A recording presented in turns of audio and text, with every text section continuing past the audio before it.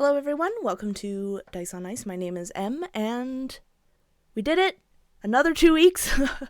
And we are back again for episode 26 of Curse of Strahd. This is called The Midnight Road. Where we left off, the four who are still in Barovia made the decision to leave Vallaki and make their way over to the Ruins of Berez. Just beside it, there has been rumored to be an old tree where if you pour some of a vial of this liquid that they found in Father Lucian's desk, it will somehow alert the wanderer, the keeper of the tapestry to which Eli and Jean are trapped. It will call him, or it will call to them and will summon them, and hopefully they will be able to get some answers and find a way to get Eli and Jean out of this tapestry. So they're on their way. They took some horses. Of course, all this information they found with Brother Lucian. Unfortunately, Brother Lucian was overtaken by the tapestry, but he managed to, in his last dying breath, direct them to a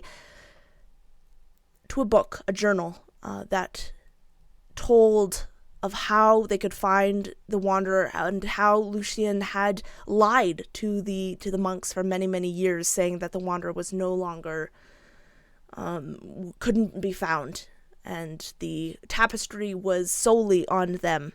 But it seems as though with Brother Vitruvius, I guess, being the last monk in Vallaki, that time has gone, and they need to find a way to deal with this tapestry. So they're on their way, and they spent the night in the forest.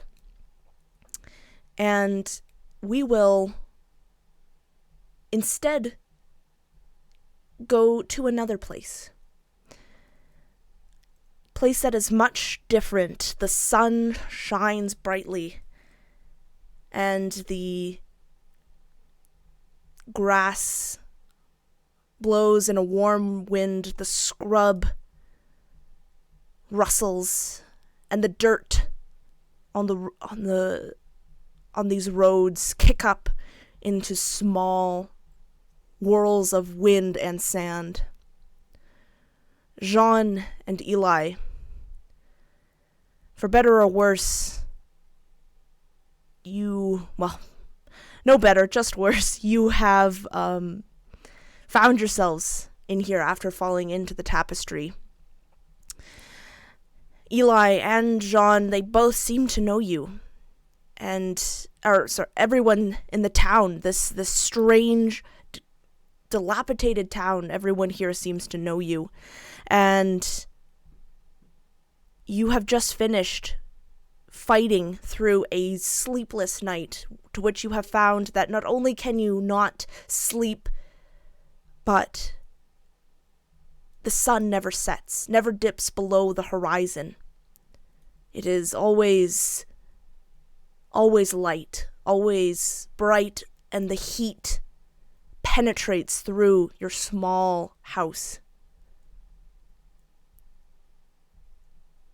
What have you been doing since you found out that leaving this town only brings you back to its borders?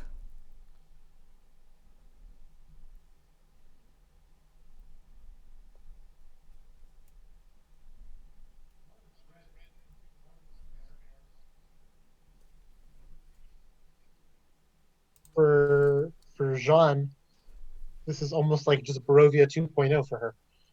She was trapped in Barovia for, forever, and then now all of a sudden, boom, she's trapped here forever. I think she's resigned herself much quicker than anyone else would reasonably resign.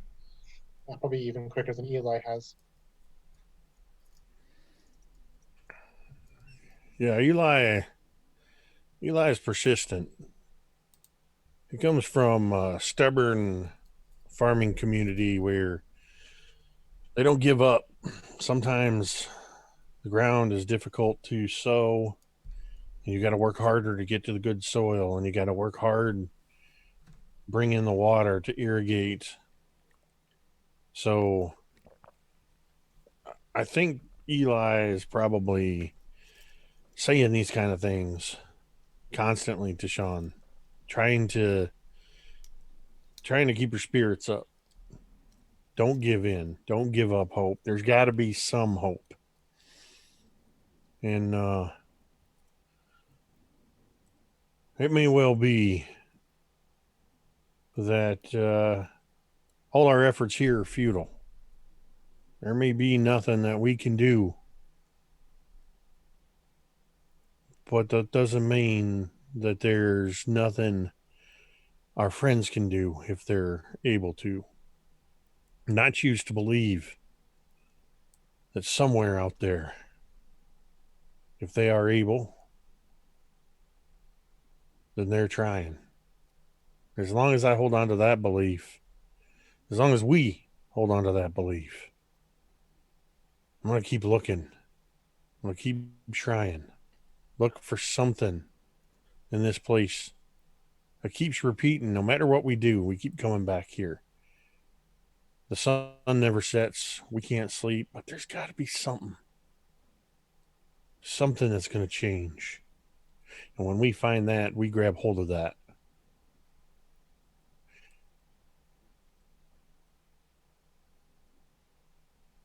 Let me know how that goes for you. Jean kind of says, sitting, we're probably like out on a porch or something, and she's like staring out into the dying sun.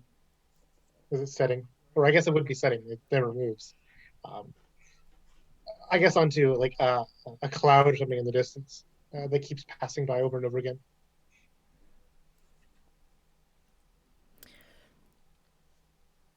You are periodically passed by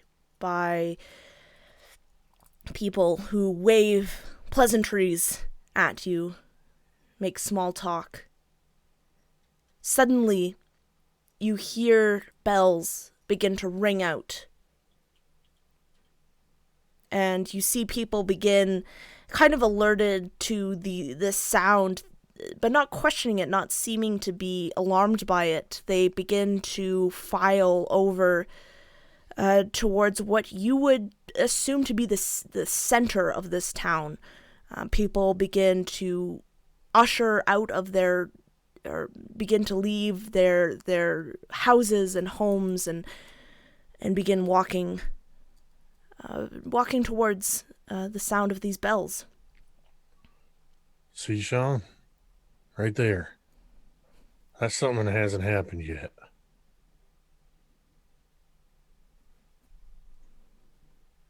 Who's to say it won't happen again and again and again?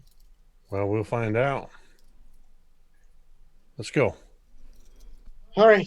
She kind of like claps her knees. It's the way that someone does when they're about to stand up, um, and kind of brings herself to her feet, almost lazily, as if there's nothing really much to do, no reason really to stand, and follows you with a kind of a lazy gait rather than anything holding any kind of enthusiasm.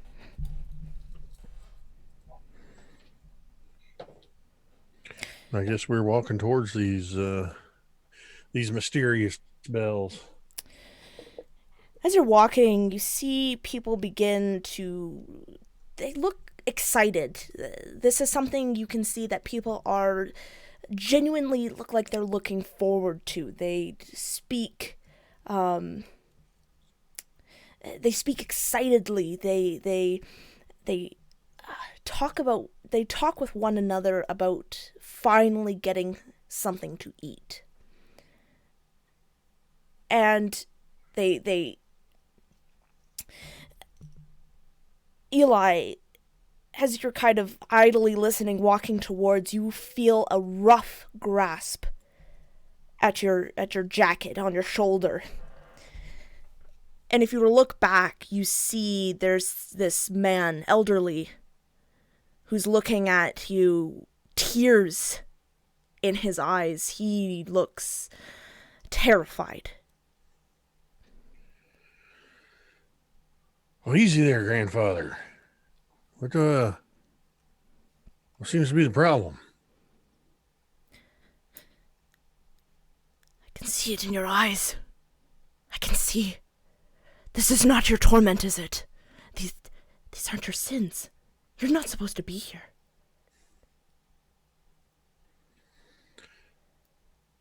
What do you mean?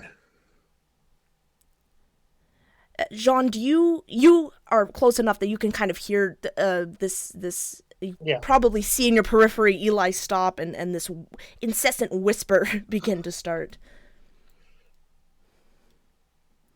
Do you stop as well? Absolutely, yeah.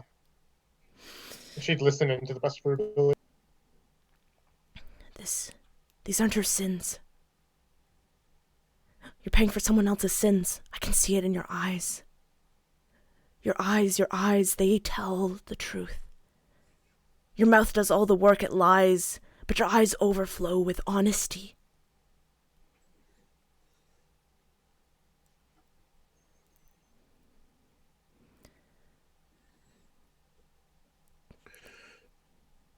I'm not sure how it is you're able to see these things, but if I don't belong here, if we don't belong here, how do we get out? You can't let them know. You can't let them know that you know. They don't trust me anymore.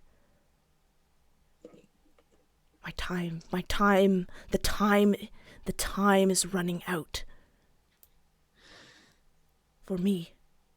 The sand sets, the sand trickles down, and I'm afraid my last grain is about to fall.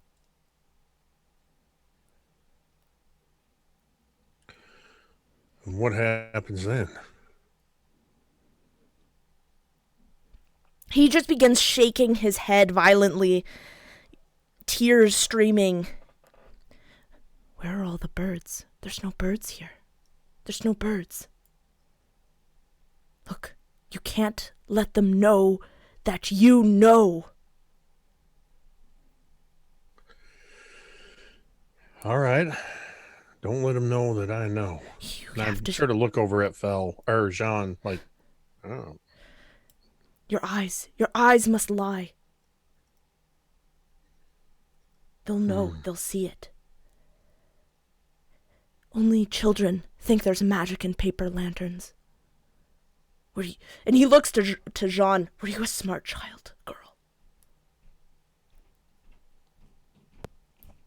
Jean gives like a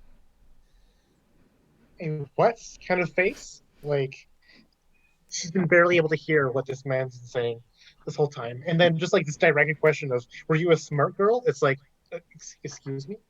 I think she'll actually just like literally say that out loud. Excuse me? To this man. If you look closer, if you look very close, just ahead is death. Perhaps you would like to check. And he looks back and he sees that you are kind of falling behind of this group, and he looks back again even more excitedly. They don't trust me anymore. They don't trust me anymore. My time is up. But you know. You know. There are no birds that sing, no birds that fly. And there is magic in paper lanterns. And he is going to begin to walk away.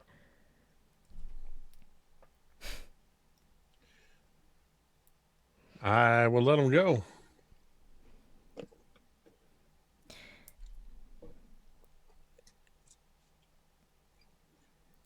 He begins walking. Do you continue walking towards the center of town?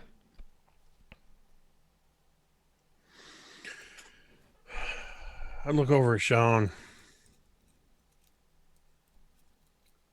I'm not entirely certain what that was about, but maybe we ought to be a little cautious. Couldn't make out half a word the man was saying.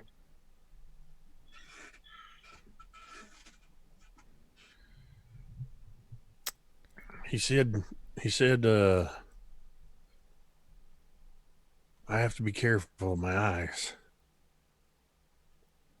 My eyes need to lie.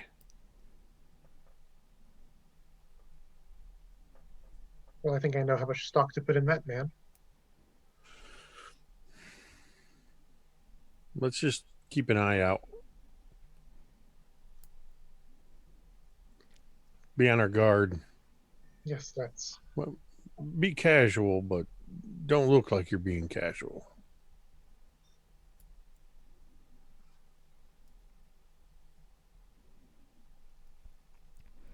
And don't lie with your eyes. No, She says like confusedly, like I think it was the other way around. Lie with your eyes.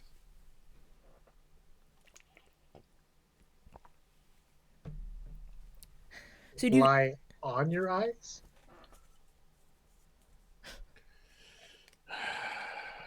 It's good to see you got a little bit of sense of humor still in there. Hold on to that.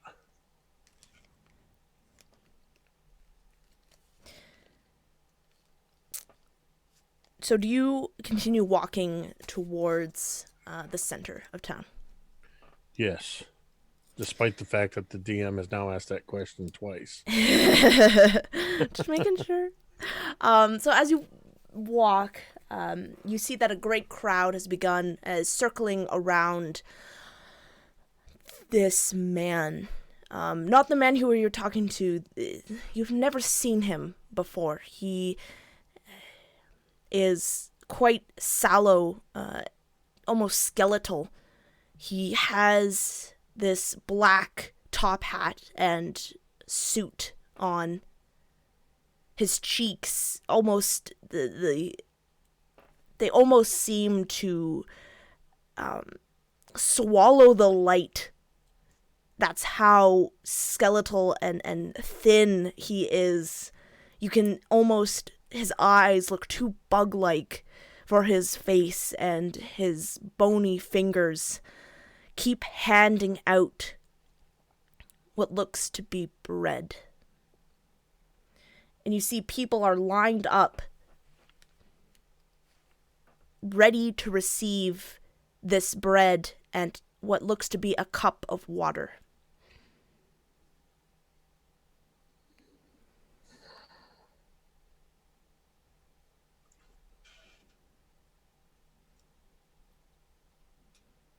Can Jean smell the bread?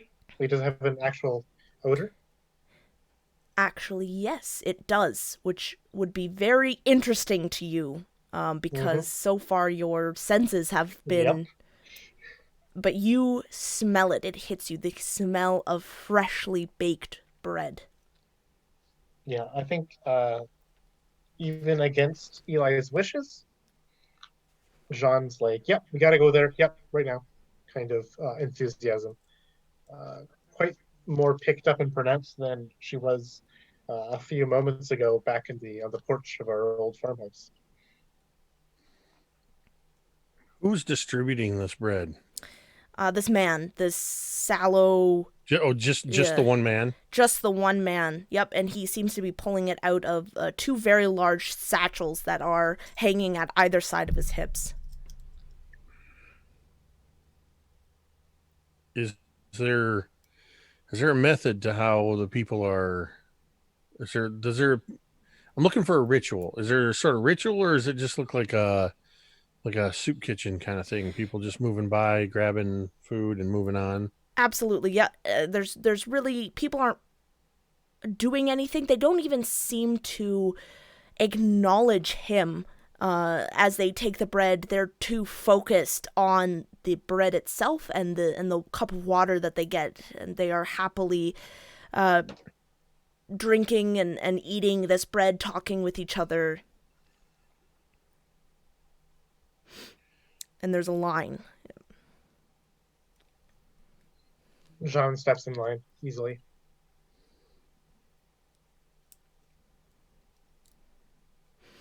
I'm going to let a couple more people get in line between me and Sean before I get in line. No more than 3. Okay. Jean, the man who had spoken to you is in front of you. You can see the sweat that is dripping from the back of his neck.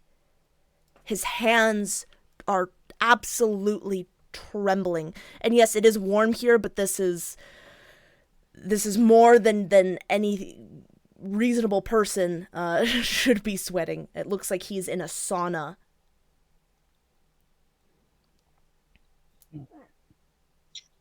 Oh, I think that this is dwarfed by the smell of the bread and the sounds of these people devouring it, crumbs flying in the water, gulping down the throats.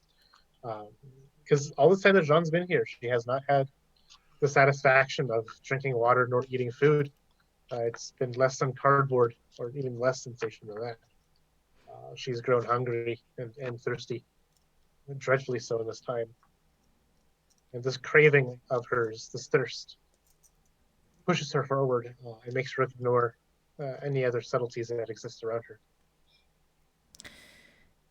The man receives his bread. Comes time, and he moves on. The suited man who's giving out the bread doesn't even look up, doesn't even pay any particular attention to him.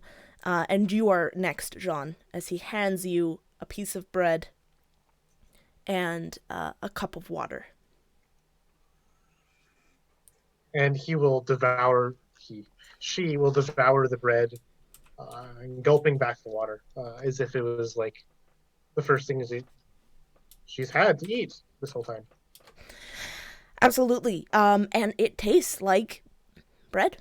It tastes to you like bread, and you taste water. Nothing, I mean, I suppose it tastes fantastic to you, knowing that you can't taste really much else. You haven't been able to, but you realize that it's just bread. It's okay. It's, it's, yeah. As she bites in, she'll give Eli a look of like, the this is god dang delicious. Like just the vigor and the enthusiasm shares that emotion with Eli with her eyes. And it's bread, but honestly, bread's better than nothing that we've had. The tasteless, formless sponge that any kind of food becomes. And then soon enough, two or three people have gone by, and then Eli, the man, hands you bread and water. I'm very careful not to make eye contact. I don't bring my eyes up any higher than his hands handing me the bread and the water. I'm not necessarily trying to mimic anything the people have done, maybe trying to grab a hold of it, probably actually eagerly, not even pretending to be eager for the same reason as Jean. But having worked in the temple in Greenest, we've hosted our fair share of community meals for the less fortunate, and it's always difficult for people in a desperate situation to maintain eye contact. And so that's what I'm trying to do, is I'm trying to present myself in that way. Maybe even my shoulders are hunched up a little bit, in the way that you do to try to make yourself a little smaller, said the dwarf. But yeah, that's kind of my thing as I'm going through. So, same thing with you. It's bread. It's you begin eating, and the people around you seem to be. This is kind of a treat, and when everyone in the line have gone through and taken their bread, the man simply puts the large cask that he was pouring the water into over his shoulder, and begins walking away.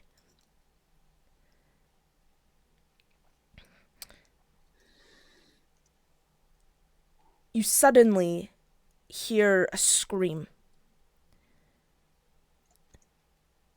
And you see the man who is speaking with you fall to the ground, fall to his knees, clutching at his throat, scratching at it. He begins to jerk violently. You can see that his limbs begin to extend. Small tumors and growths grow from his back. He grows bigger, taller. His eyes begin to expand. You can see that they begin to almost pop out of his skull as he screams and claws at his neck.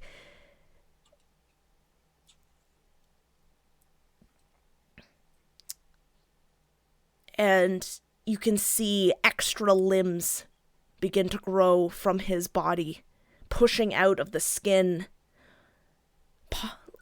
popping out, and these horrific claws begin to scratch at his back. And then there is silence. As this thing, this monster, falls to the ground, dead. And this all happens, like, within a matter of seconds. It's very, very fast. You hardly have time to look over and see this and react before you see the abomination laying on the ground before you. Nobody moves towards him. In fact, nobody seems to notice or act like they notice. If you would like, you can make me an insight check.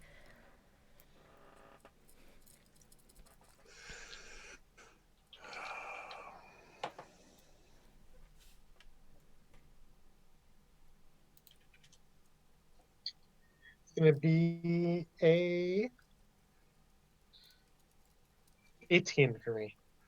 Got an 11. I'm sure, Eli, you just can't take your eyes off of this thing that just happened. And Jean, you you notice that the people are not looking, are trying to keep on their conversation, but it is strained. You can feel a strained in their voice, in their glances. They're a little bit too stiff.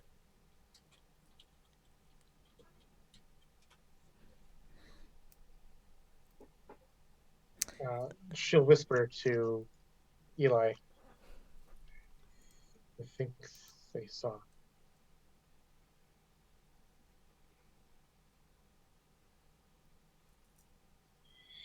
This is not right, she still says, whispering to you. Watch. I'm trying not to look at him. What happened?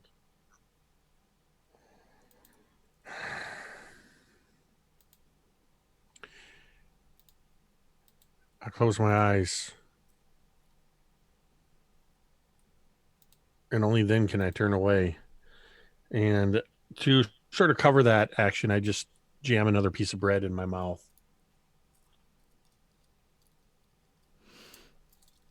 And with that, we will turn back to the others.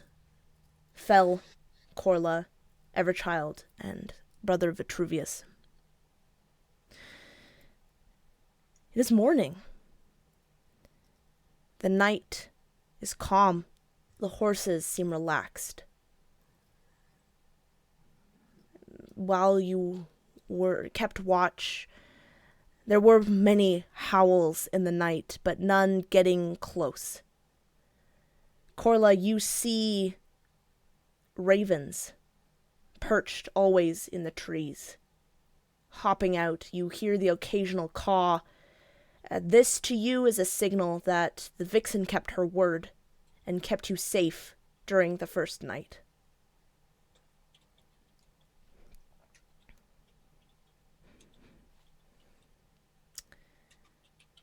What are you all doing as the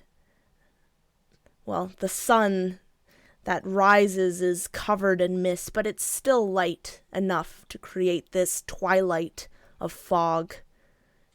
And it even pokes through the trees.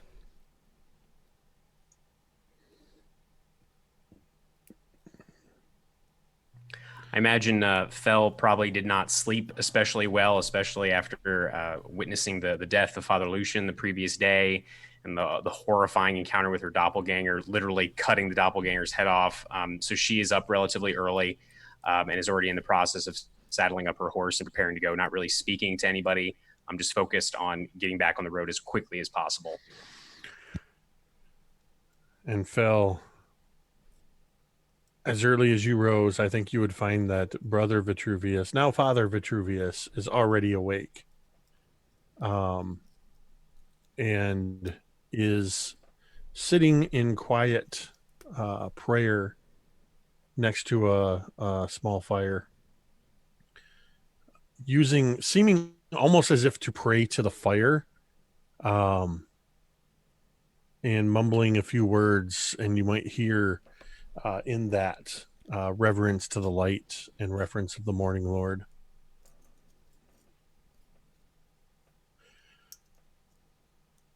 Ah, you, you're awake. An early riser, too, I see. Not usually, but we have pressing matters to attend to, obviously. We should get the others up and get going. Yes. We can eat on the road. Very well. And I will pull myself up and very quietly go over to Corla. Actually, I'd probably go to Everchild, since Everchild and I still seem to be sort of the outsiders in this little group. Everchild less so than Vitruvius, but just give a gentle touch of the shoulders. It's time to wake. Everchild is out like a log, just deep in sleep.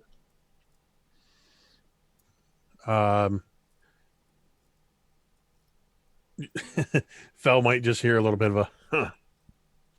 And then you'll feel just the tiniest little trickle of water on your forehead as Vitruvius is lightly tipping his water skin right into the center of your forehead. And he sleeps through that too.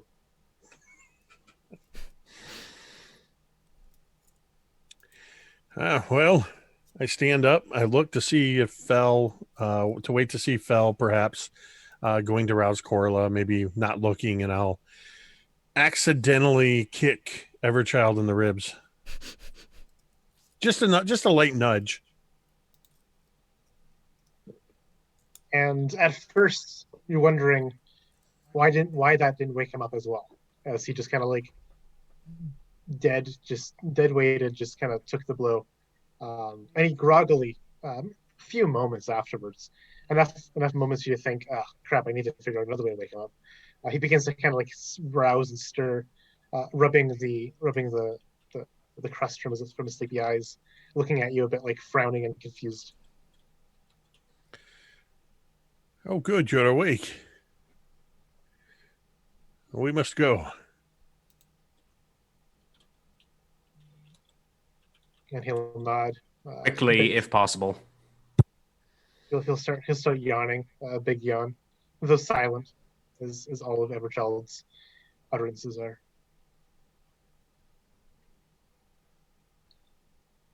And he'll kind of like one foot after the other get out of the sleeping roll, and kind of just shake his feet off, and kind of go for a little bit of a pace and a walk around the encampment.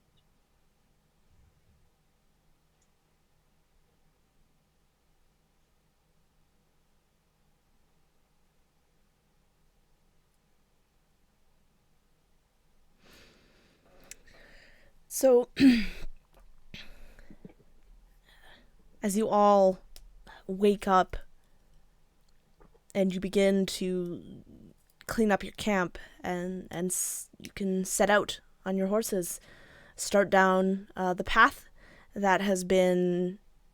you're still on kind of what seems to be a main road.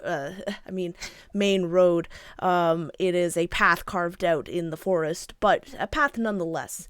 And you begin walking, and as you do so, it doesn't take long before you reach a clearing to your right. You see that beyond the trees, this very, very thin tree line, you see a large, very large lake. And I need everyone, please, to make for me perception or insight, depending on if you're looking at the lake.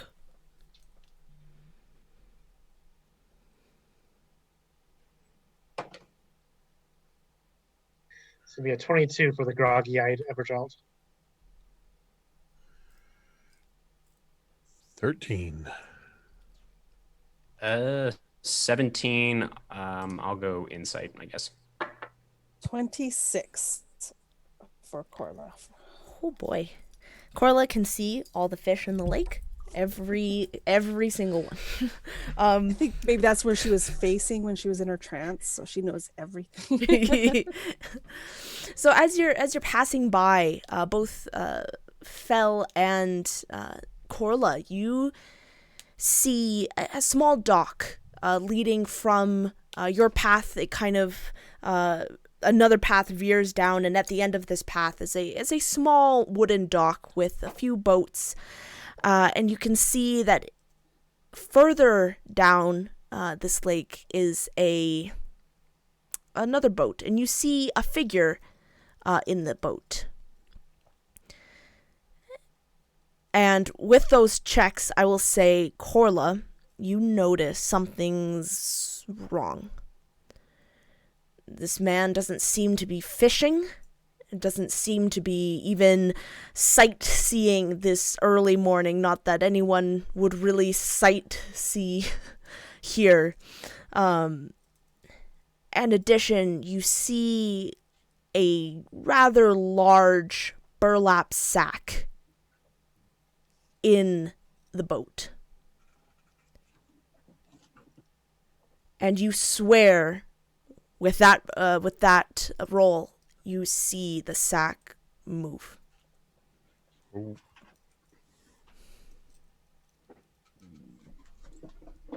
think she would ride up to Fel. There is man on lake in boat, but I do not think he should be there. He is not fishing. He is not sailing. And he's got something in sack. DM, is this lake is diverging from the path to Berez? Is that correct? Yes. Yeah, it would be. It's to your right, okay. And you know that in north, I guess, and in general, you know that you need to ride south, and that is where the path is taking. And I imagine Fel kind of starts a little bit, Corla, and you see kind of the bags forming under her eyes. Her eyes are probably a little bloodshot just from not sleeping very well the previous night. I mean, all right, but we need to keep going. I mean, is he hurting anyone? This man? Unless person in sack, then no.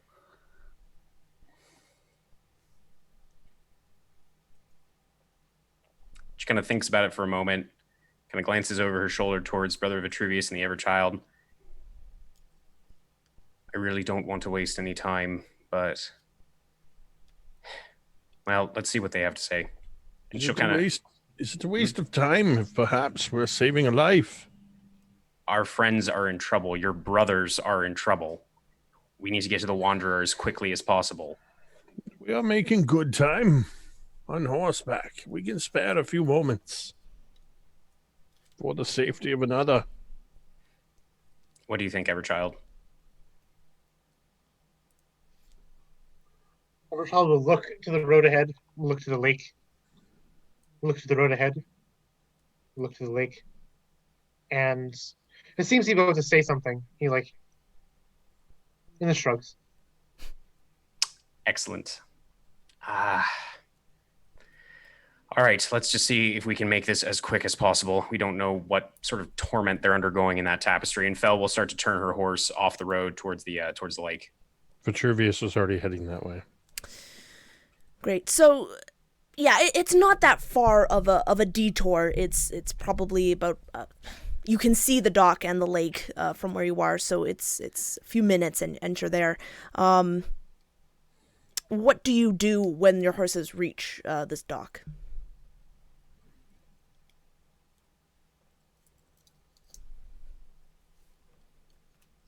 I call out. Hello, friend.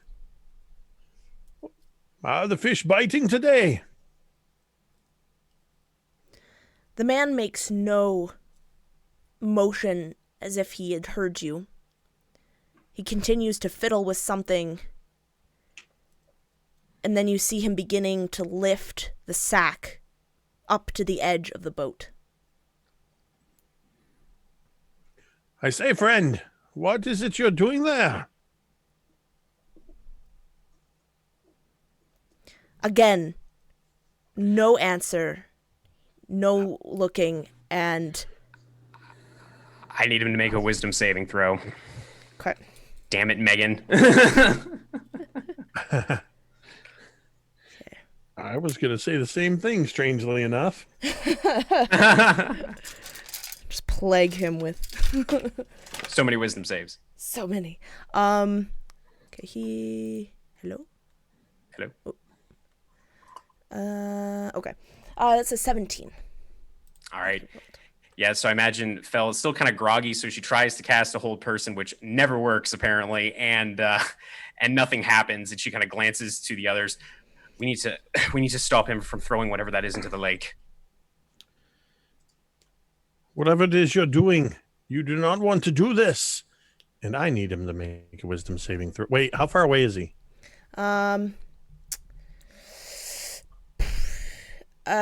He is about 200 feet. Oh, wow. Never mind. That wouldn't have worked anyway. I thought he was much closer. Yeah. No, he's... I'll do it to my friends instead. I'm kidding. Yeah. Curse you. Yeah. He... Yeah. What, from where we are now, how big is this bag? Can we get a sense of what size it is with whatever it is that's moving in the sack? It's a pretty large sack. Like, probably not. I mean, so let's just say Everchild could fit into it. That's how big it is. So childlike. Yes. You could And say that. The thing that's moving in there, is it moving like in a, hey, yeah, I'm just chilling out in here, or in a, oh my God, let me out of this bag kind of way? The three of you can't see it moving. Only Corla saw the slightest movement. Oh, I thought she from told us inside. about it. Yeah, she did. But you guys, yeah. I think We she can't did. see it. But you can't see the movement. Yeah, exactly. Okay. Fair enough.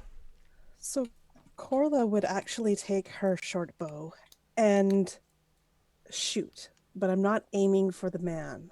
I'm aiming to miss the man, but land close by. So hopefully I don't miss my miss. Okay. So I'm at a disadvantage for that range. Okay.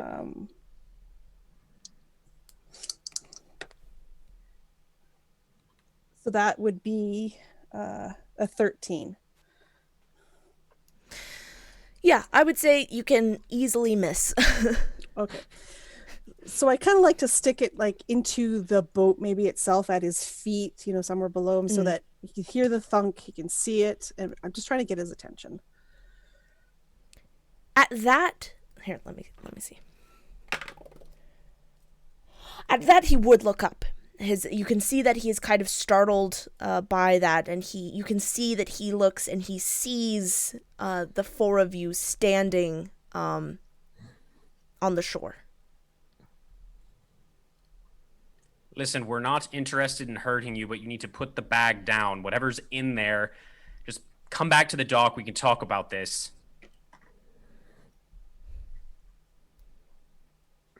Just tell us what it is you're doing.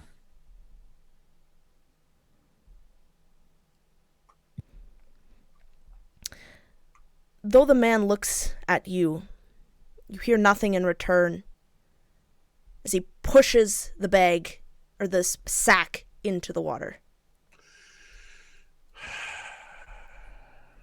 I imagine everyone just hears, I am so tired of these fucking people. And Fel is actually going to vault off of her horse. She's going to cast Fly on herself.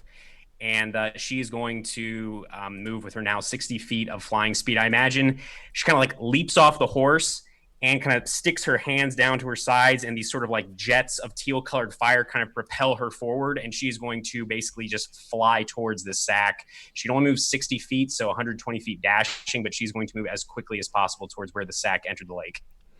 Absolutely. The a round is 6 seconds, right? So it would take you like seconds to get there.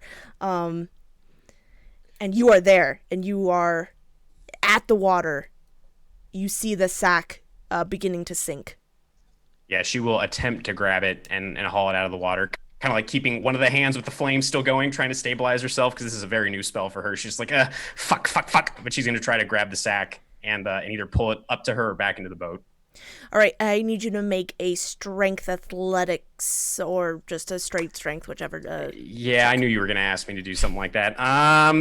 Could I argue acrobatics? It's up to you. I mean, unless you're doing like a kickflip into the... No, definitely not. That's definitely not in her wheelhouse. Let's see how this goes. Mm-hmm. I mean, that's an 11. We'll say, let's see, you said strength check or strength saving throw. Yeah, it's the same either way. So 11. The water is rushing in, and you're finding it very difficult to lift this sack up out of the water. I am probably the next fastest, and probably would have taken off running. I can't move as fast as Fel can, and I'm probably a little surprised to see her flying by suddenly as I leap off my horse, and I can run 90 feet in a round if I dash. Actually, I can run further than that because I can Step of the Wind and bonus action dash. So I think I can move 125 feet. So I would be there pretty quick behind. Absolutely. Fel. Within moments. So I would actually say that with that, since you're so close within moments, you, Fel, can make that check, like, again, essentially with advantage. Yeah, we'll see if that does anything. Yeah. Actually, it does. 17. Perfect. Yeah, so I imagine you're struggling at first, but then Father Vitruvius kind of comes and helps lift the bag, and you're able to lift the sack into the boat. You immediately hear, no. That won't work. The fish won't bite. What are you doing? And Fel's actually going to land in the boat, kind of the flames coming out of her hands dwindling away. It's like this oily black smoke. What are you doing? And she's going to try and open the sack as well if she can. As, they're good luck, you know.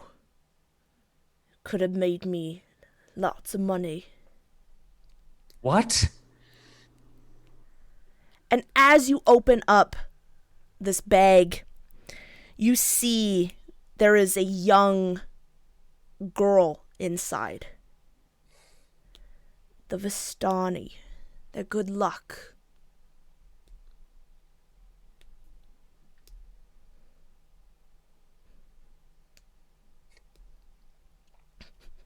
Damn it. I just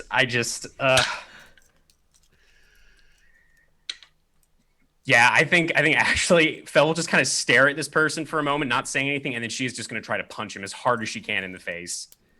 Absolutely. Yep. I will swing my unarmed, which is, let me tell you about this unarmed that actually does no damage. But that is a 21. Yeah. Yep. You clock him. I imagine she kind of like immediately is like, oh fuck, I regret that, because her knuckles probably hurt like a bitch. She's like, fuck. Then she's gonna grab the sack and kind of look to Brother Vitruvius. Can you take her back to land, please?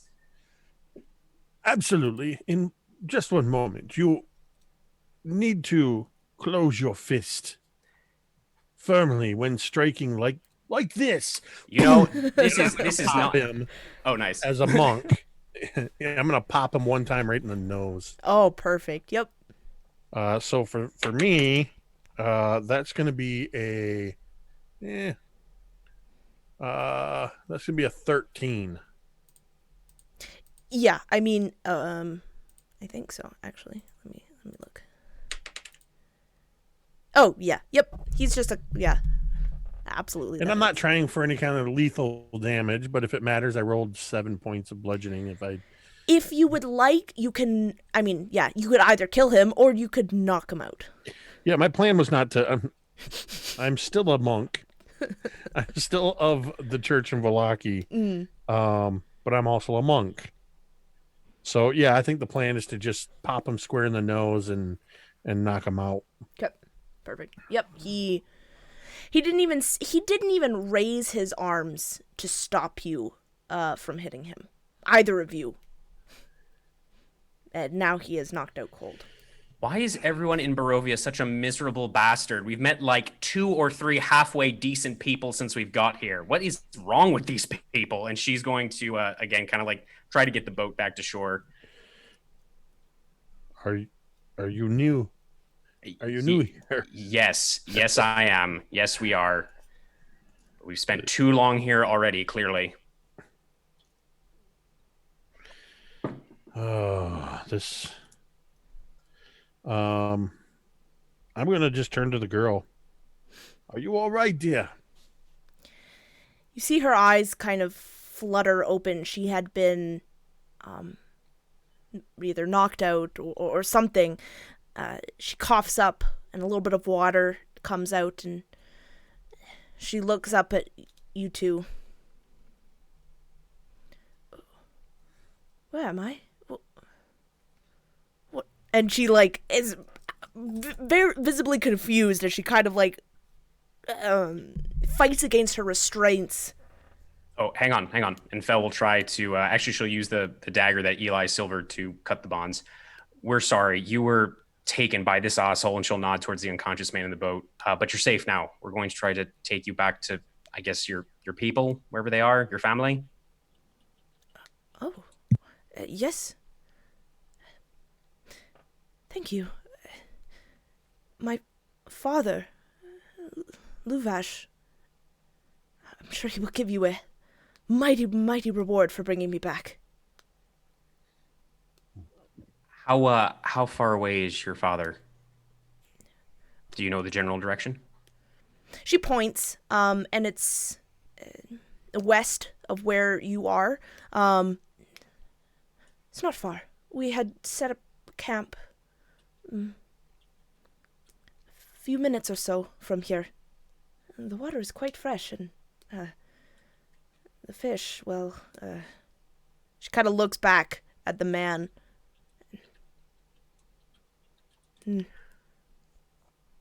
Right. Yeah, we'll go to your father. We'll bring you back to your family, and then we should probably get back on the road. What was your name? Arabelle. She kind of sits up straighter, as she's in this bag. You can step out of the bag if you want, Arabelle. Now that the ropes are off. I'm Fel. This is brother Vitruvius, and that's Corla and the Everchild on the dock over there. We're gonna take you home, and then we'll be on our way. All right?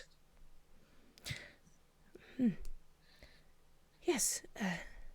Thank you. She's smiling. She begins to smile too. You can see like this knowing smile. Is just as she foretold.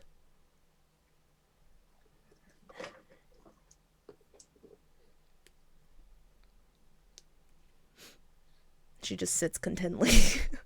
Just as who foretold? Oh, Madam Eva. She says just very matter-of-factly. Right. Okay. Yeah, that makes sense, I guess. What would be Vitruvius's experience, if any, with the Vistani and or Madame Eva? If it matters, just for poops and giggles, I rolled a 16 on history. Yeah, I would think that you are no stranger to the Vistani. There are two camps of people. Either they very much dislike the Vistani. There are some rumors that they are even working for Strahd himself, but there are other people who just think that they are just a people who have different ideas from their own. But there is a sense, just like anyone, some are swindlers, some are okay, but the general attitude towards them is pretty negative, generally. So yeah. I think then that Vitruvius is, because I have a personality trait that I am tolerant of other faiths and respect the worship of other gods, and so I think Vitruvius sees them as probably as harmless, and sort of a live and let live kind of approach to them, and would probably, I imagine, though he's probably never met Madame Eva. Maybe her name precedes her. And Absolutely, yeah. His curiosity is piqued. You would know Madame Eva to be quite powerful and quite well respected among the Vistani and feared among everyone else. But like, as in like a power awe of, and you know that she can predict people's future, or so you've heard.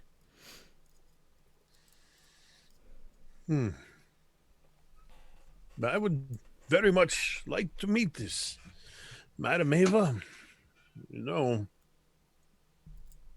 It was perhaps fortuitous that we helped this young lady. If it is as she said, we didn't have a choice in the matter anyway. It was always going to happen that way, but that is why I think it's perhaps good that we have an opportunity to speak with this Madame Eva. She may be of help. Is Madame Eva at your father's camp, Arabelle? She was a few days ago, but she was speaking about moving further west. Gotcha.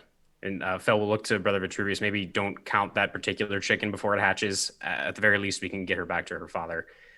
And I imagine by this point, we're probably at the dock. And Fel will just say to Everchild and Corla, so this is Arabelle. Her father is Luvash. She's a Vistani.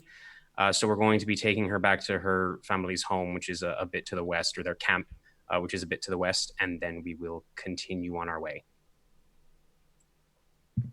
Thank you, Phil. That was very well done. She kind of looks. Go ahead.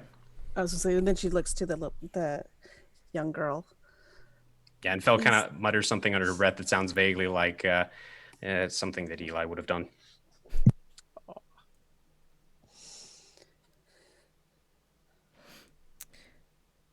Emma looks at each of you, and her eyes kind of fall to Everchild.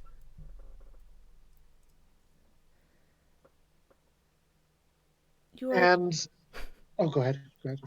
Actually, I don't think she would say anything. She would just kind of look, just interestingly, like she's probably never seen you before, or a halfling, right? So she probably just thinks you're a very young child like her.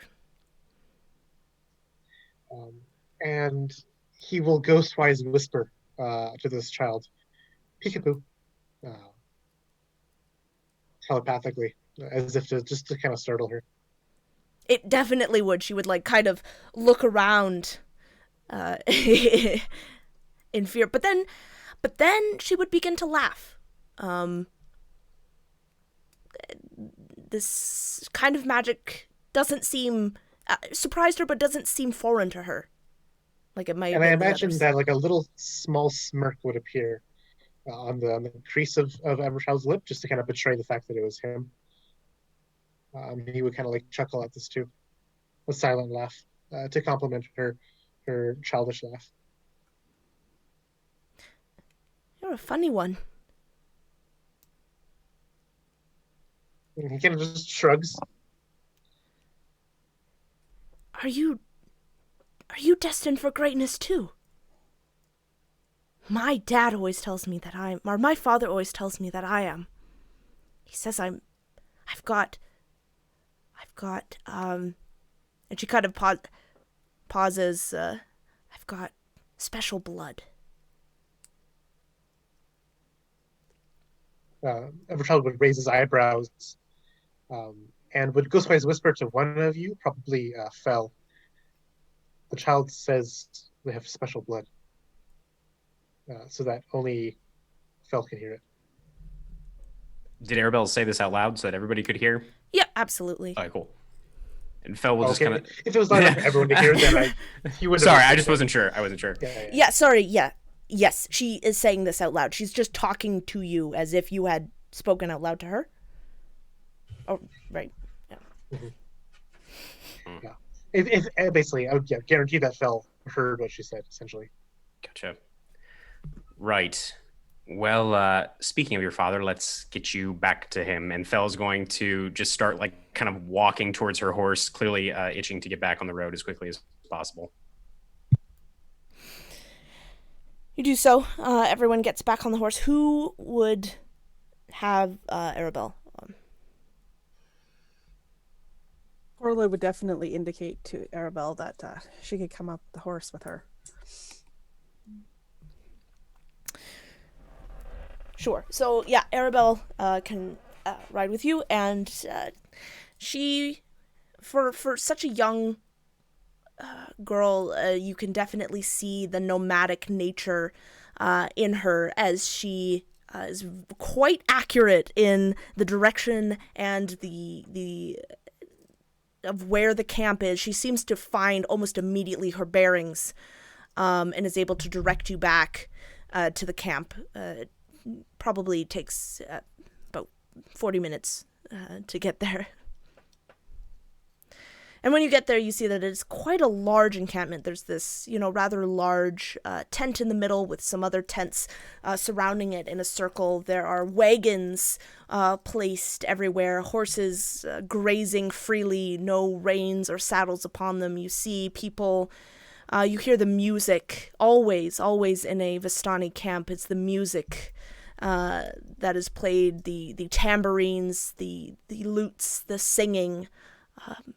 It just fills you with a joy, I suppose. It's more free than anything you've felt before. It feels not forced at all. Though you can tell that though music plays and you see some people wandering about, you would all see that there is definitely not enough people here for the tents and the wagons that are here. And moments later, you, even before you stop, Corla, Arabelle leaps off the horse and begins rushing towards this man, and gives him a big hug. And you see her point towards the rest of you, and this man comes over. I cannot thank you enough. And he's holding Arabelle at this point. You've returned my daughter back to me.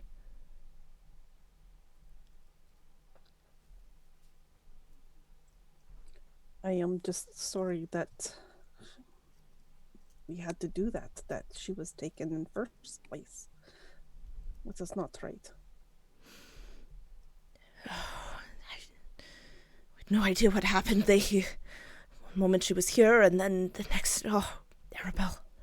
And he hugs her tighter, tears in his eyes as he holds her close. I had half the camp searching. Come, please. Sit. Have some wine, some food. I think at that, Corla would look directly to Fel. And then back to the man. I appreciate that very much, but we are in a hurry. We must go. We mean no offense refusing your hospitality. It's just we have a bit of an emergency on our hands. But thank you for the offer. He nods, and he kind of lets this smile that's, if this were any other circumstances, this would be extremely rude, but you just saved his daughter, so he's that kind of like that forced grin. Well, then let me give you something for the road. And he would gesture over to some of the remaining. Actually, interestingly enough, he gestures over to not a Vistani, but Fel, you would recognize this. Well, you wouldn't actually, but you would recognize the features as they mirror your own. The long ears, the look of an elf, though their skin is as black as midnight. And as you look, you see that there are actually a few of these elves in the camp. And Fel will kind of look over to Corla, who is a full-blooded wood elf, as opposed to Fel, who's just a half high elf, and then back to these individuals, and she'll just briefly ask Luvash, kind of reining in her innate curiosity, are those drow, Luvash, in your camp? He kind of looks confused. Drow, Dark elves. Some people call them dark elves. No, I don't believe that's what they've called themselves. I believe they call themselves dusk elves. Oh, interesting. And she'll look over to Corla again. Have you ever heard of dusk elves before, Corla? And have I heard of dusk elves before? No, Phil, I have not. No. No, they are. You're a wood elf, Corla, right? Yeah. You would see that they look extremely similar to your kind. Like the features that are in wood elves, you would see is very, very similar to these dusk elves. They look like my people, but they are not. I do not know. Well, I guess you learn something new every day, I suppose. But yes, Luvash, whatever you wish to provide us would be greatly appreciated. But as I said, we do have to get going. And so he would provide you with a small cask of wine, some food rations to go. I'm sorry, I cannot give you a proper reward as you are leaving so quickly. But if you come back, my people will greet you with open arms. Thank you. And Corla would indicate the cask. This is very good reward. Thank you. And he smiles, and you can see, like, very, very proud. The best wine in Barovia. Agreed. Best wine everywhere, or best wine anywhere, as far as I'm concerned. But be safe, and we're glad that we could help. Just kind of wave to Arabelle and just start to turn her horse around. Actually, sorry, I'm dumb. What did you guys do with the man on the boat who's passed Left out? him in the boat. We just left him there unconscious. Okay, all right. Yeah, okay. Sounds good. Thank you. So you guys would turn around and head back. It's pretty easy to find the main path that you were on, and you are on your way south once again.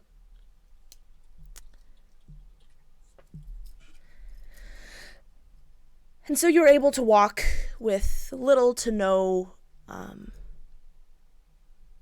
for a good while, you're able to walk with little to no intrusion or anything like that.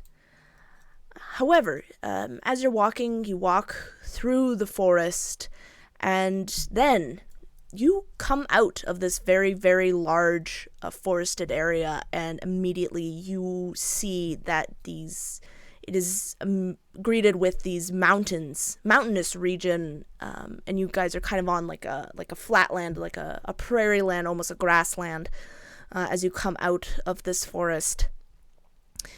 And immediately to your right, as you're heading south, you would see a large castle. Not as dark or as looming or large as who you now know is it was Strahd's castle that looms over Barovia. This one is quite large in its own right, but is stark white.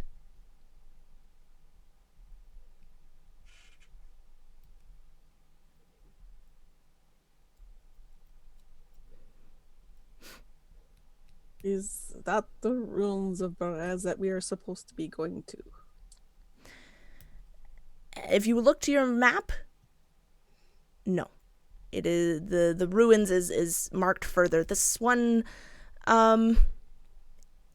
though, this landmark is marked on the map. Mm-hmm. And it is marked as uno momento. It is marked as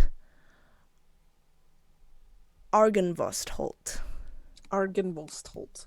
Yes, I will put that in the chat.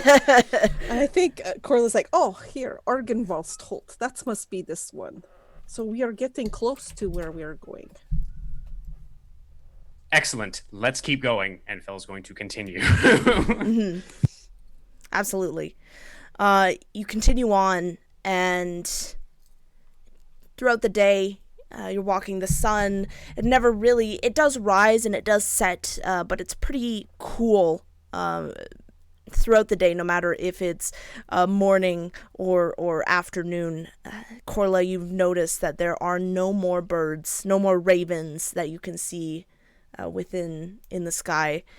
And you walk, and in the distance, the fog lifts slightly, and in the distance you can see what looks to be dilapidated, ruined houses. Some are completely devoid of a roof, some only have a few walls, some are seemingly crushed in by some great force.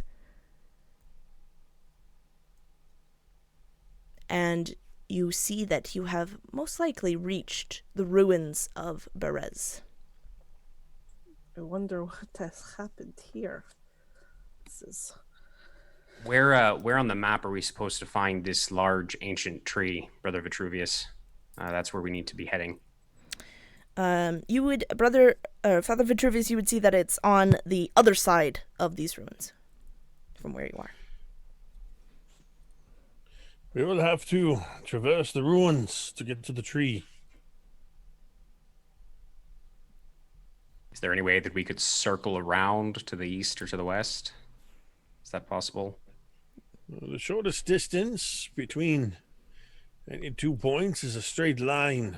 Right. This place is called the Ruins of Berez. Everything looks dilapidated and awful. People haven't resettled here for a reason. There's probably something dangerous in those ruins. If we can avoid that, that would be great. We can't summon the Wanderer if we're dead.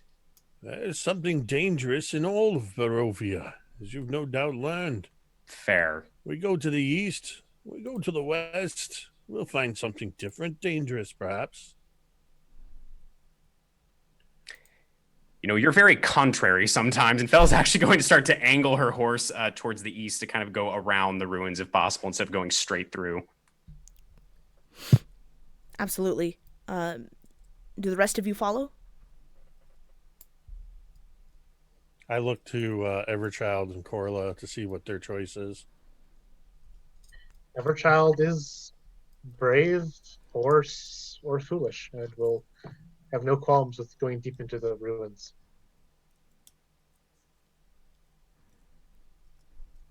Oh, man. Corla looks to the retreating backs of both Fel and Everchild, and then turns to Brother Vitruvius and kind of shrugs. And I think she starts after Fel.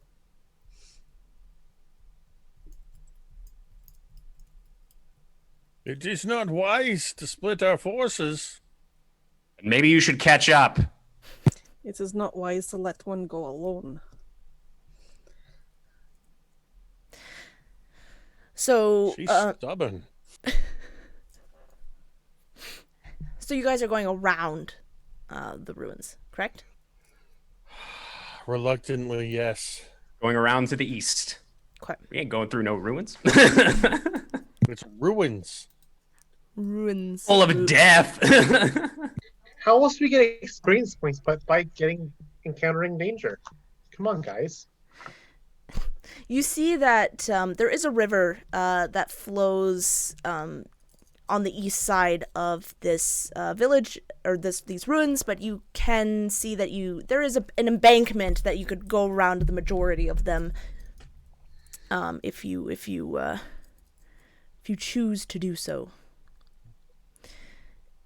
You are walking or riding, I guess, on this kind of embankment, and you see spikes planted into the ground, and you see fish heads driven into these spikes, kind of in a line. They are baking, and you can see that there's no real heat in Barovia, so for them to smell this bad and to be this rotten, they have been out here for a while.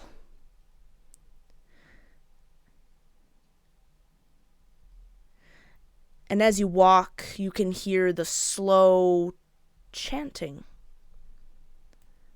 Chanting of many, what sounds to be many women. Female voices you can hear. Chanting and saying these words in a language that none of you understand. It's rhythmic and it's low, and it seems to be coming from within the ruins.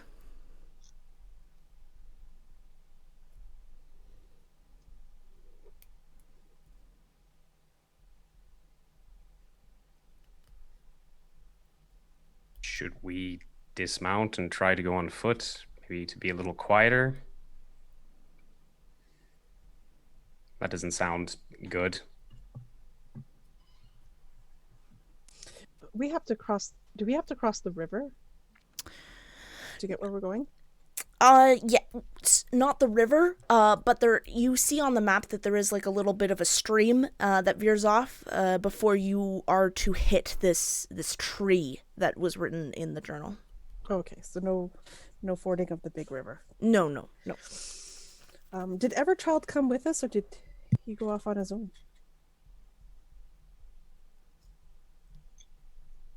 He would have gone with you.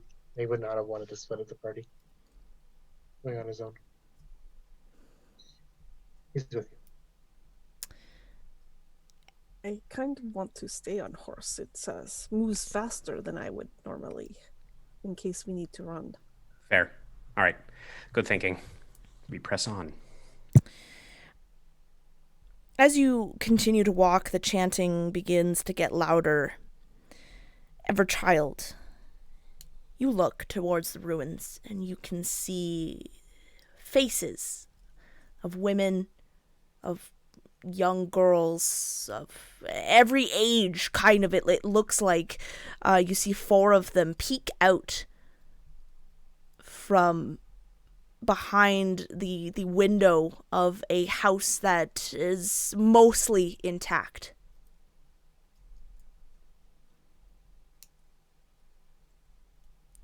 They look at you curiously.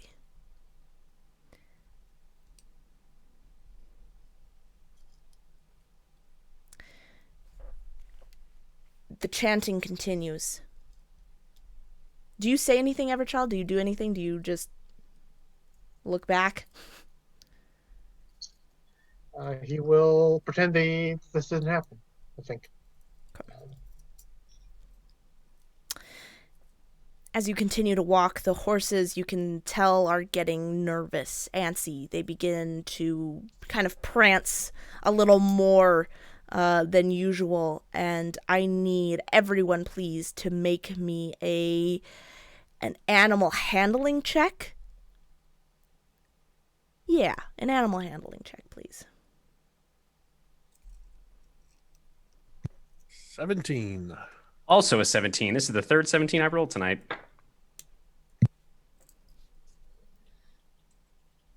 13. Corla is definitely an urban person. Got a 10. Corla and Everchild, I need you both to make me dexterity saving throws, please. Oh boy. It's gonna be a 10. But I rock that. That is 26.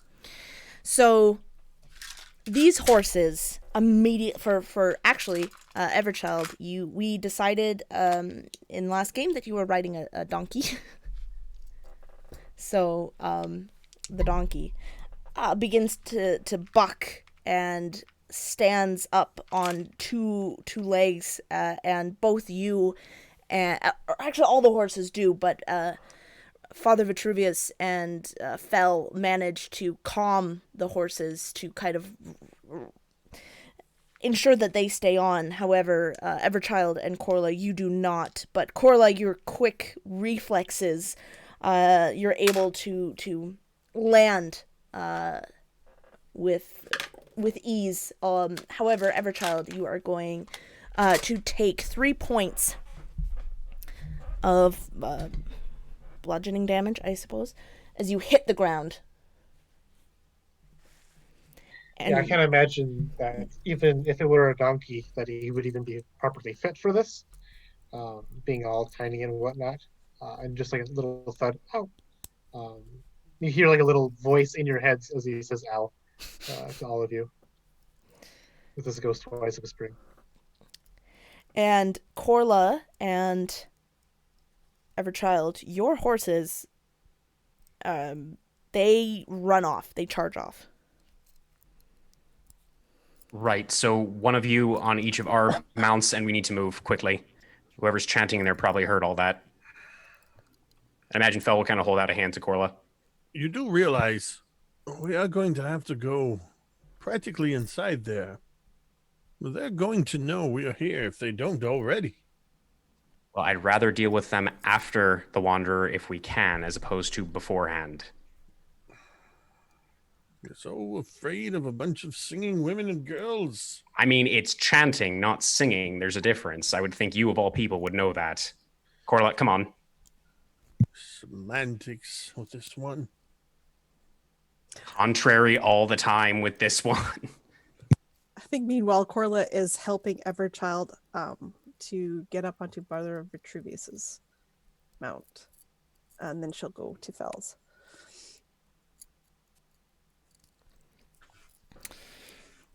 You begin to ride a little quicker. The horses are still just as spooked as they were.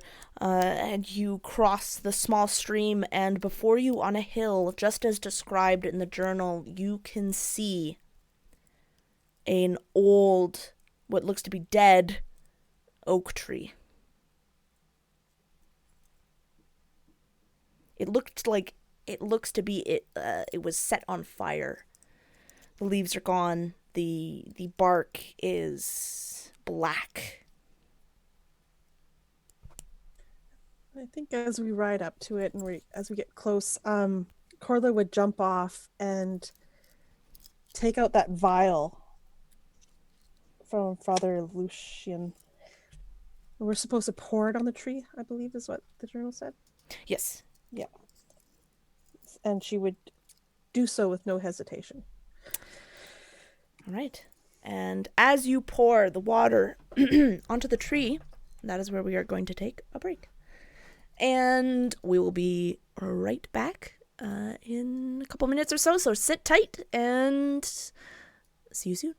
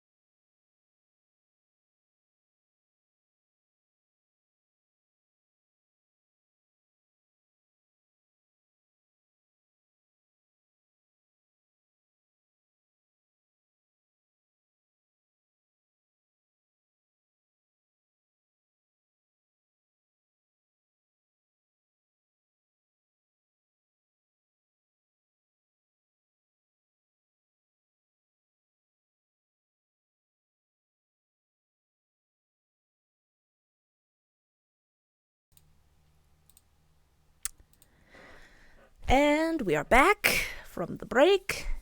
So, Corla has poured this water from the vial onto the tree, the old tree. And you wait. Nothing happens.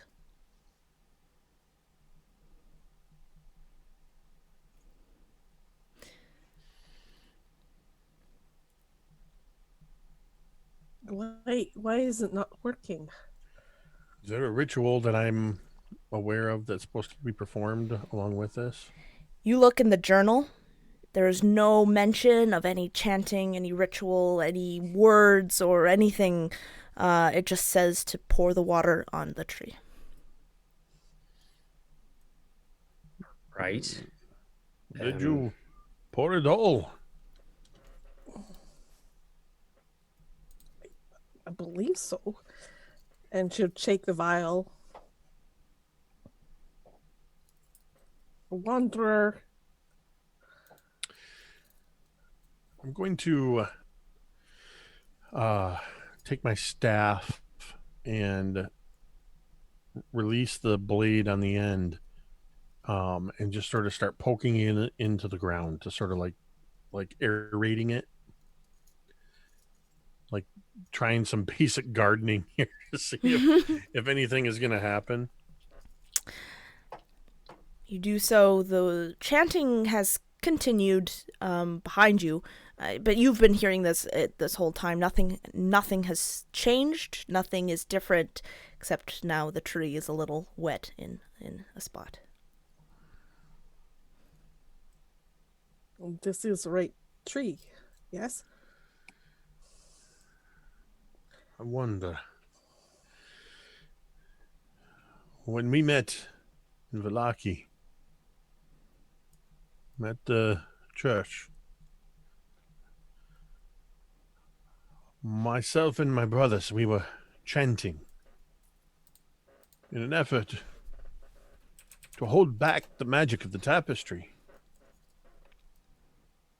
Perhaps they are doing something similar and are interfering with this.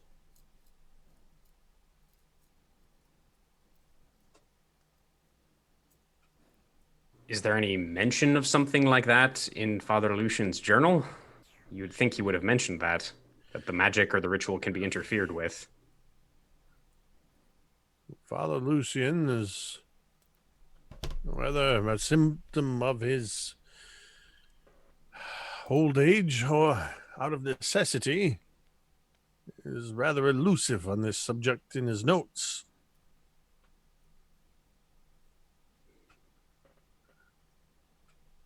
I imagine Fell is looking back in the direction of the ruins where the chanting is coming from, probably holding on to the reins of the two horses that we still have. I mean, we have to find some way to make this work, so maybe we just need to talk to them. As you look back, Fel, you see 3 figures walking out of the fog. Or they might come talk to us, apparently. Everyone, I guess, look alive. She'll kind of point out with a free hand these 3 figures approaching from the fog.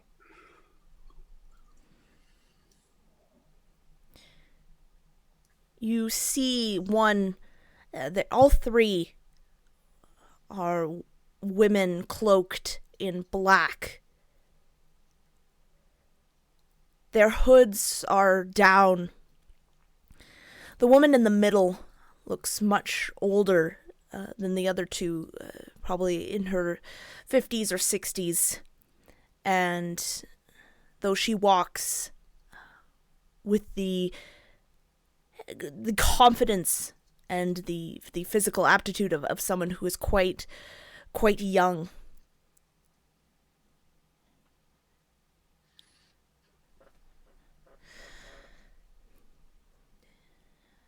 It is quite unusual. Usually when we get visitors, they are kind enough to pay their respects before they go and destroy our land. We haven't destroyed any land as far as we're aware. We didn't want to disturb your chanting. Clearly you are in the middle of something. Oh, how kind of you. I'm sure you had the best intentions. Yes, actually. Just kind of look to the others for a moment. We were told that there was a way to contact someone through this tree, and the way we were told didn't work. So are you aware of something like that? I imagine you are, since this is your home, I suppose. Do you know that tree is dead, right? Yes, it appears to have been burned. We did not burn it. It was like this when we arrived. I imagine you probably would have heard it burning if we had done that. Fire tends to do that. Yes. Well, since you are on our land, perhaps introductions are in order. My name is Marina, and these are my sisters.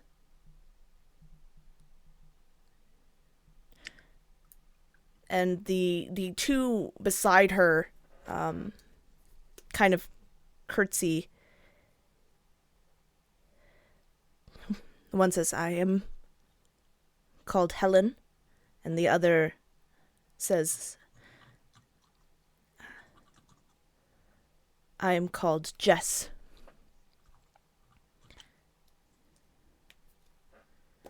And you are? I don't want to be rude and call you trespassers for the rest of our conversation. Fair enough. And again, we don't mean to cause any offense. I'm Philitha Daggerford, and she'll look to, I imagine Corla, who's probably standing nearby. I am Corla Svenvich. This, and she will point to the smaller of the group, is Everchild. He does not speak. And I'm Father Vitruvius, the last monk of Vallaki. You see immediately, it doesn't even take perception to see this. As soon as you say you are a monk or a father or brother, you see both Jess and Helen tense and almost take like this very offensive stance, or it looks like they're about to. Marina just tilts her head.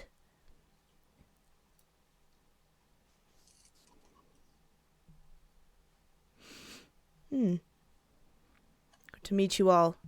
Now, what were you saying about someone you were trying to contact through a tree? The Wanderer. We seek the Wanderer. The former Father, Lucian, of St. Andrews, left in his notes that the way to contact him was here. But our method is futile. Do you know of this Wanderer? I am afraid to disappoint you. I have not heard of any such title. Insight check. Absolutely.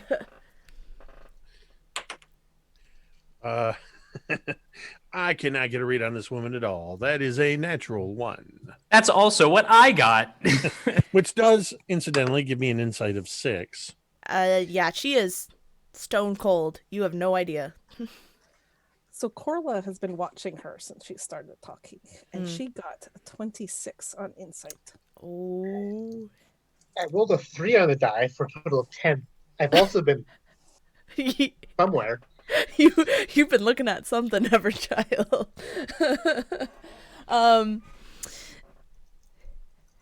Corla, you see, with that insight, I would say that she is lying through her teeth. She knows something. What? You're not sure, but that name or one of the names, she knows something. Well, perhaps we misread the notes. Perhaps you did. So the reason we are seeking out this wanderer, Marina, is there is an eldritch artifact of some kind in the Church of St. Andrew's, a tapestry of, it seems to be evil intent. I'm not entirely sure. We have lost friends to the power of this tapestry, and it seems as if it is going to spread and potentially encompass the entirety of Vallaki, perhaps even all of Barovia eventually. The Wanderer used to hold this tapestry, and which is why we are trying to find him to keep this from affecting anybody else, which is why we're here.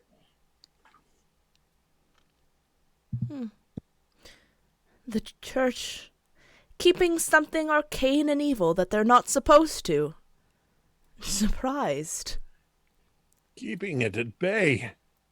Protecting Listen, the broader world. I do not care if you have beef with church, beef with Father Vitruvius here, beef with Father Lucian. You are not telling us everything, and we need this to save our friends, not church. You are quite... You're quite perceptive. Of course we are hiding something. Do you know where we live? Do you see where we are? I see ruins here. Something has hurt you if this is your home. But that is not us. That is not our doing. Isn't And it? we are trying to stop something worse from happening elsewhere. To other peoples who are not, well, how we say, are innocent too. Are you? Are you trying Yes. to just save your friends? So here's a question. If you're wanting to try to protect everyone, why didn't you evacuate Vallaki? Why did you not tell anyone about this thing? We did. We Who? told them not to go there. We told them to get out, get to safety, and that we would be back to help. But if this thing is not taken care of, it will expand throughout the entire land, and eventually will come to you too. Ah, so you're heroes. Ugh, Right. whatever. We didn't say that, but we are No, but- trying to help if possible. No, but you put all of that on yourselves. Stay away. Don't go in. Don't leave, but stay there and we will come back. We will protect you. Great and noble people. There was no active nobility with the mind of heroics. It was the duty of the church. And we failed.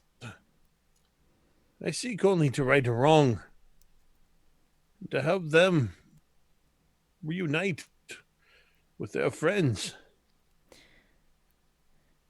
If you were to seek to right the wrong of the church, I'm afraid that your life would not be long enough for that.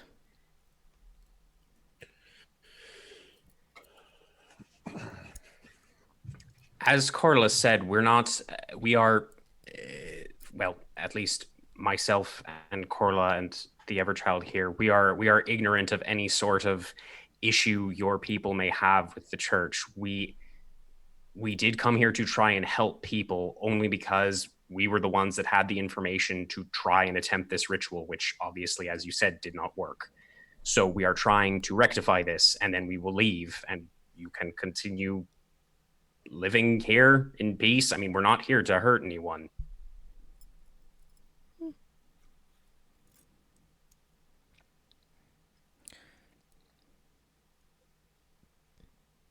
What are you protecting?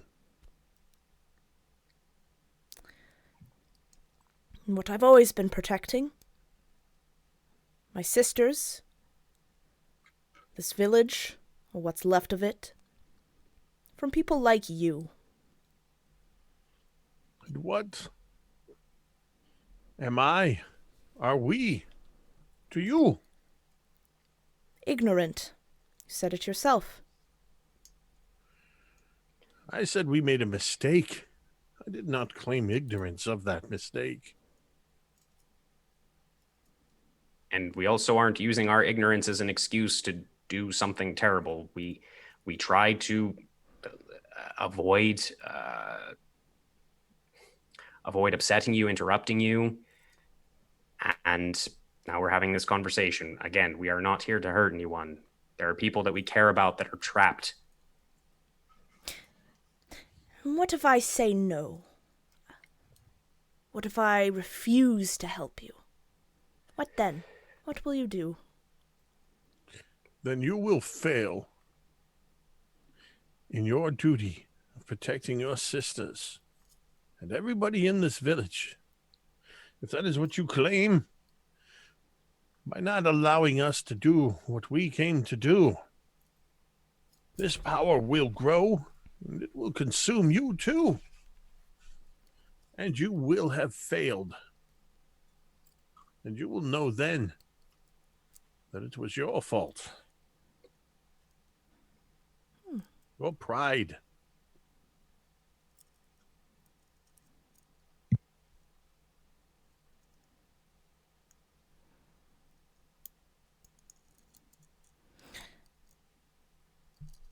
What is your purpose here?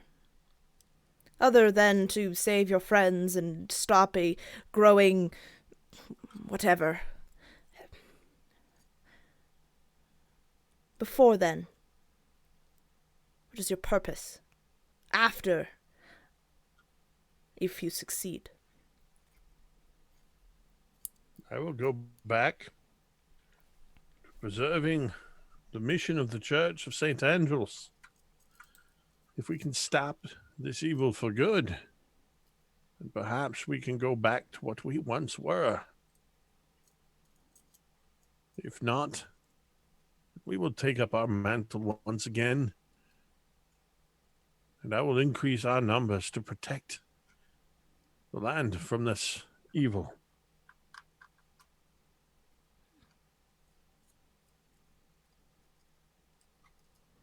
Would you kill for the sake of protecting that evil?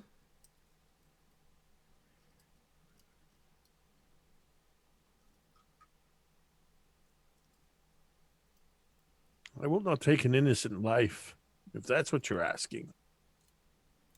Mm.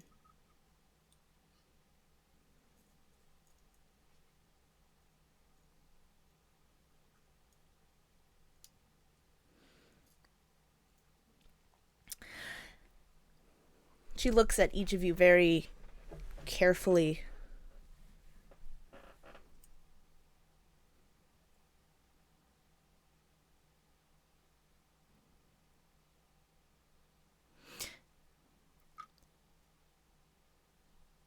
And what of Strahd? What do you think of him?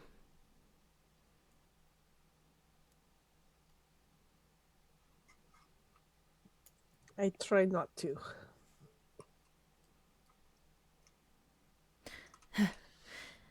That is foolish, I would think. We, at least myself, Corla, and the Everchild, we are strangers to this valley, and we only seek to return from whence we came.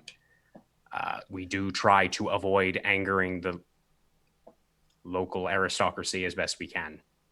We're just trying to survive and save our friends. Permit me to ask you the same question. You refer to him simply as Strahd, not the Devil Strahd. You use a certain degree of familiarity with the one that so many fear.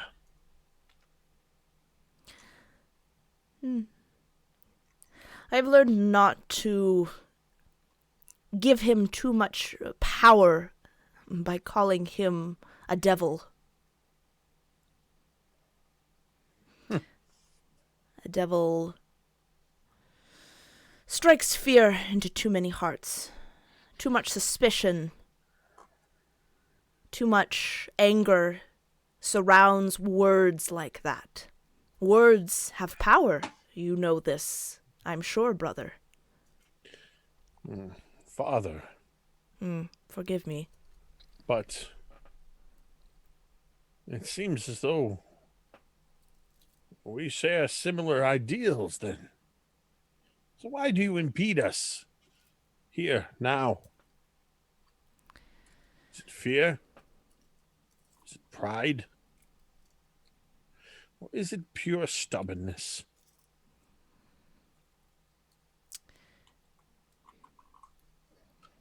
Curiosity. We don't have many visitors.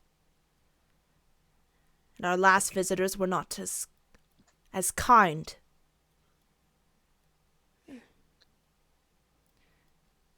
You show all your visitors the same hospitality. Don't be an ass, Brother Vitruvius. When they come and burn down your village, yes.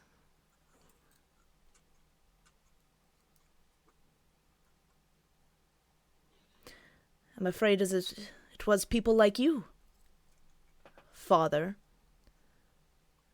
who made us welcome people with such graciousness. But very well. And she turns, she begins to walk towards town, and she just gestures to you to follow her.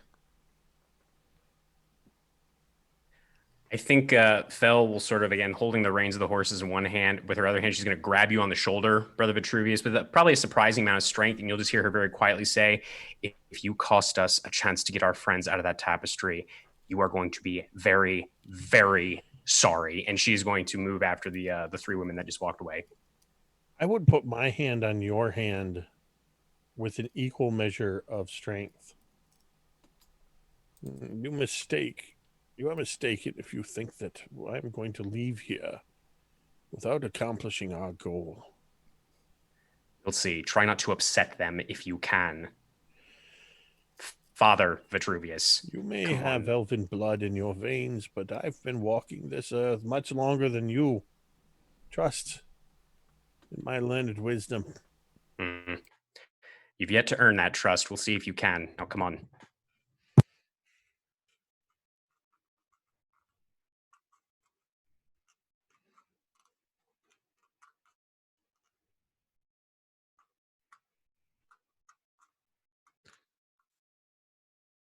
So you're able to walk through the town, and now you kind of see the full extent of the destruction that you saw a little bit of going around the outskirts of it. How recent does this destruction look? Few years, actually, probably between 5 and 10 years, you think. Okay. So this wasn't like something that just happened a couple weeks ago? Or... No. It's definitely been years. You can see there's some saplings that grow between the cracks of the buildings. Vegetation has slowly kind of creeped in, you can see. And you also see faces peering out of buildings, doorways, all women of different ages.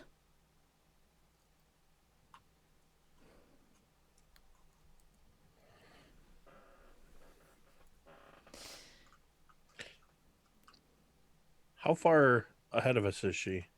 Not that far, 10 feet. I would ask her. It was Miriam? Marina. Marina. Mhm. At least I got the first initial right. Yeah. Tell me, Marina, why have you not rebuilt?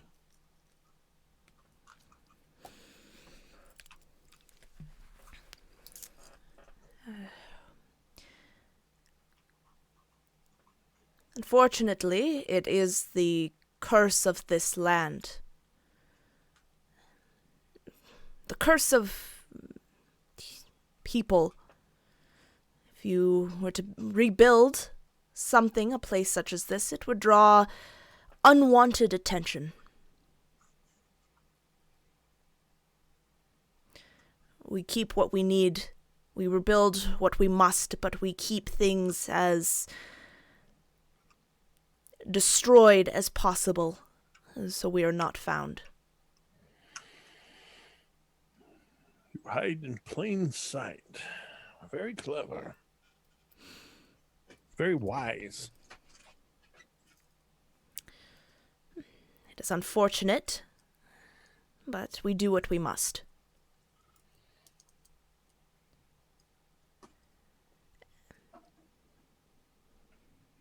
She continues walking, and you see that she's leading you to one of the houses that is the least dilapidated, the least destroyed. It still has a roof, though some of the walls are crumbling a bit.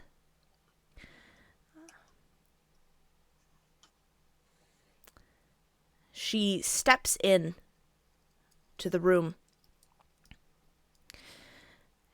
And immediately you see something odd, a figure laying on a small wooden cot. The reason this is odd is this figure is male, or at least very androgynous. Everchild and Fell. The features of this figure are quite striking. The hood is drawn back, and you recognize features very, very similar to that of an old companion.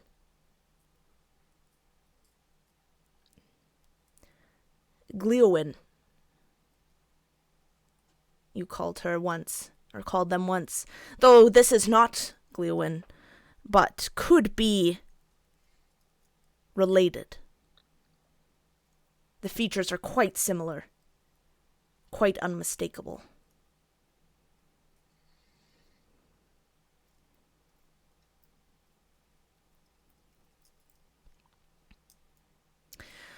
The woman stops.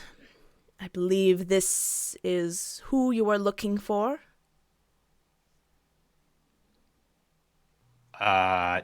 We were told the individual, that the wanderer, was a blind man.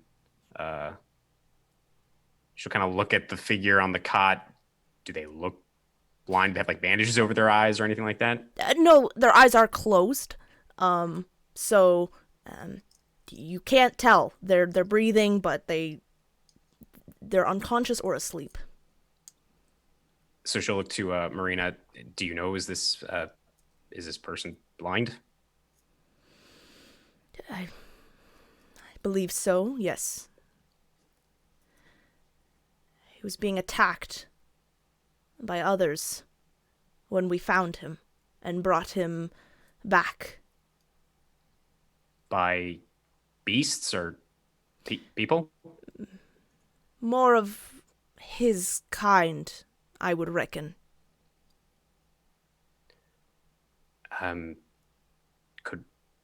Would you mind if we talk to him? I would be quite amazed if you could. He has not woken in many days.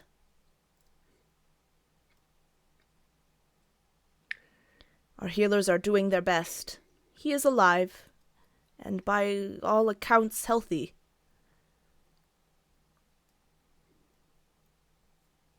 Fel will kind of look over to the Everchild with his clerical gifts. Can you maybe try to do something for him, Everchild? Everchild will give you a kind of quick nod, one of resolution and determination.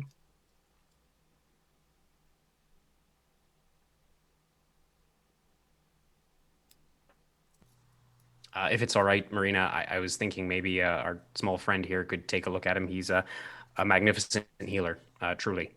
Not that, I'm sure your healers are wonderful as well, but, maybe a fresh set of eyes.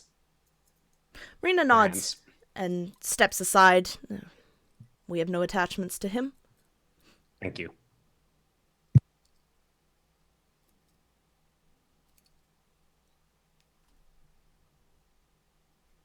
So Everchild would step in.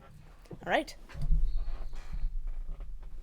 What would you like to do, Everchild? I will do a cursory investigation to figure out what it is that's really being the ailment here.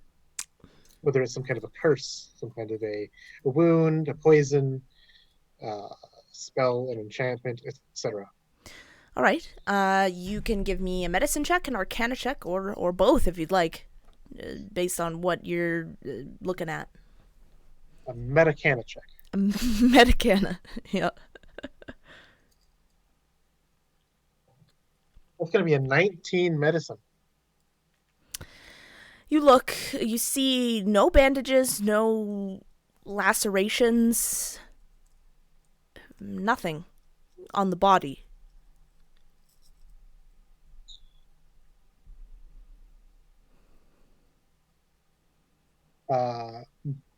Still alive?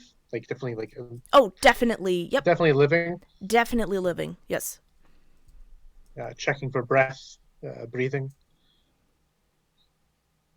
and then a quick I think snapping the fingers near the ears, to wake up if they're sleeping.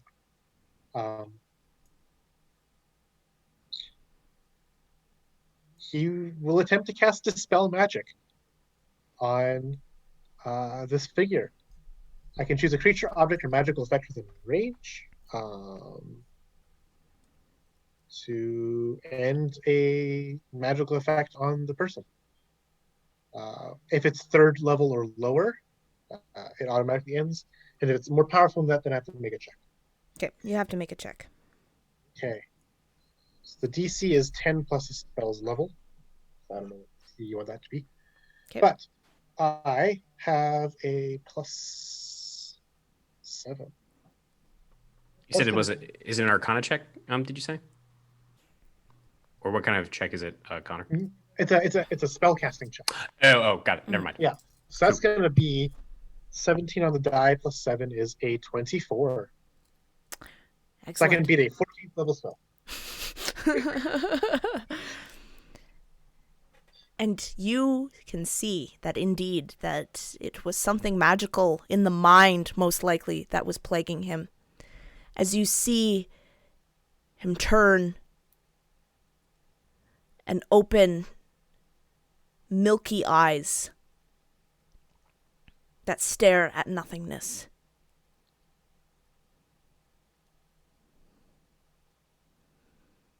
Where am I?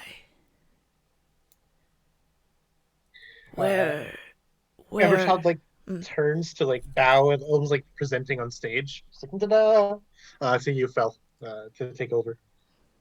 Thank you, Everchild. And she'll approach, she'll kind of pull out her wineskin's empty, so she'll kind of gesture to Corla, maybe a little of that Vistani wine that we got. It's probably the horses outside. And she'll kneel down. You're in the Ruins of Berez. My name is Felatha. We, myself and some companions, we've been trying to find you. What happened to you?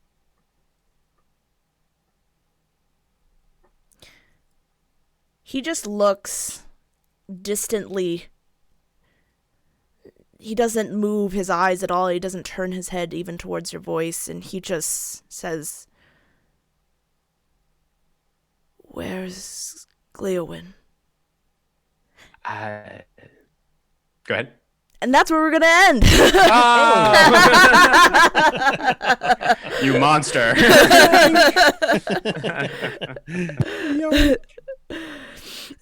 Yeah, sorry to cut you off, but I wanted to leave it on a on a cliffhanger. So there we go. You have found the Watcher, perhaps. Spooky stuff. All right, thank you everyone for watching, and thank you to my amazing players as always. This is such a blast. I love running this game. It's so fun, and I love. Yeah, see you guys interact with it, and I like seeing everyone in the chat and talking, and Tamiko encouraging us to roll an agriculture check because apparently you guys don't know how to plant. So thank you again, everyone, for watching and playing, and hope you enjoy. We will see you on the 12th, if that works for everyone.